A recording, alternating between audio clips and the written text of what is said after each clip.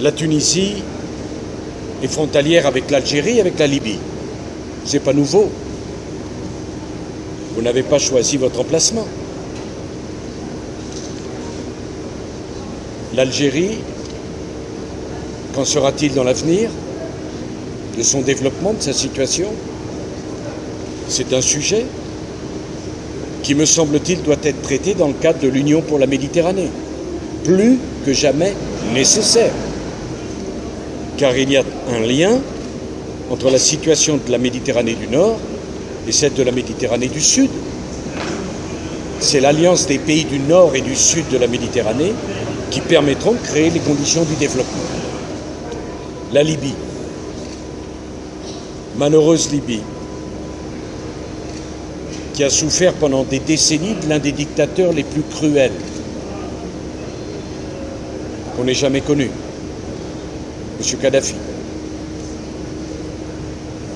qui, alors que les peuples se libéraient, promettait de faire couler des rivières de sang à Benghazi. Vous n'avez pas oublié ça.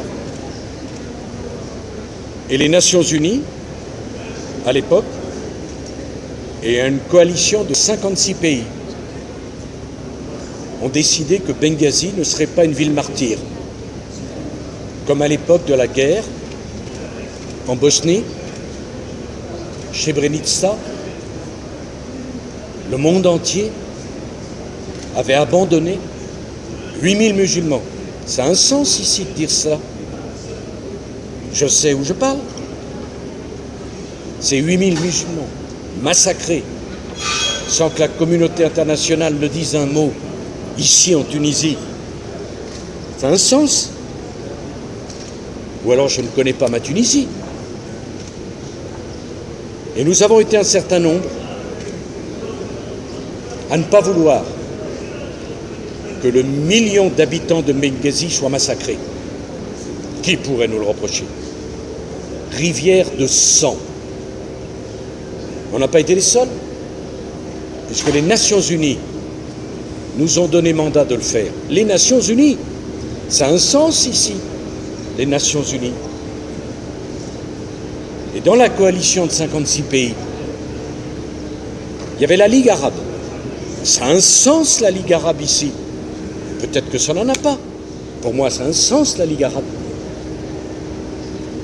Et une dizaine de pays arabes se sont joints aux forces armées françaises, anglaises, américaines. Je voudrais rappeler une chose.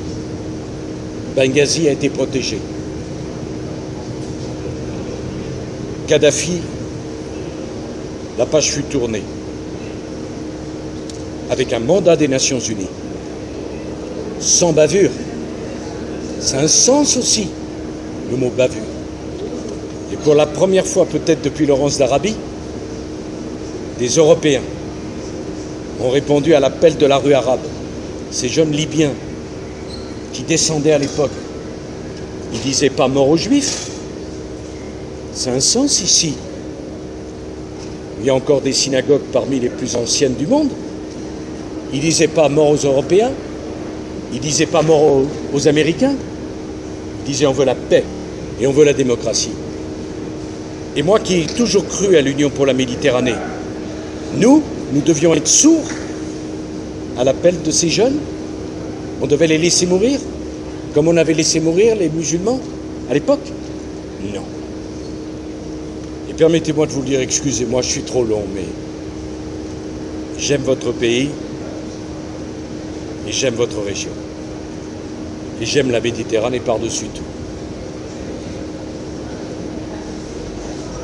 Quand j'ai quitté le pouvoir, en juillet, je l'ai quitté en mai, mais en juillet 2012, il y a eu des élections législatives en Libye. 60% de participation. Qui les a gagnés? Vous connaissez la situation mieux que moi. Les modérés. Et pour la première fois depuis des décennies, peut-être pour la première fois dans son histoire, je ne connais pas assez l'histoire libyenne, je m'en excuse, mais je crois que c'est la première fois. Il y a eu des élections libres, un gouvernement modéré.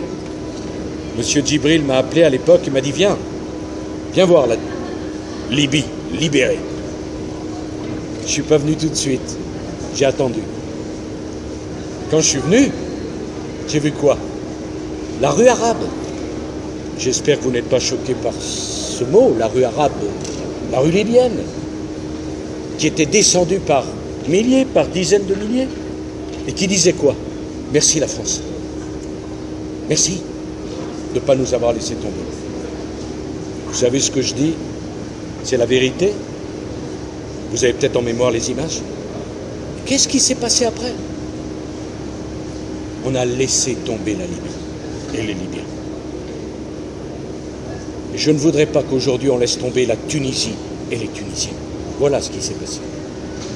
Je sais, je parle avec passion, parce que c'est ma manière aussi de vous dire qu'on vous aime, qu'on vous respecte, et que rien ne serait pire qu'un affrontement entre une rive de la Méditerranée et une autre. Bon, je dois m'en aller, mais j'aurai plaisir peut-être à rencontrer la presse tunisienne d'ici à la fin de mon voyage.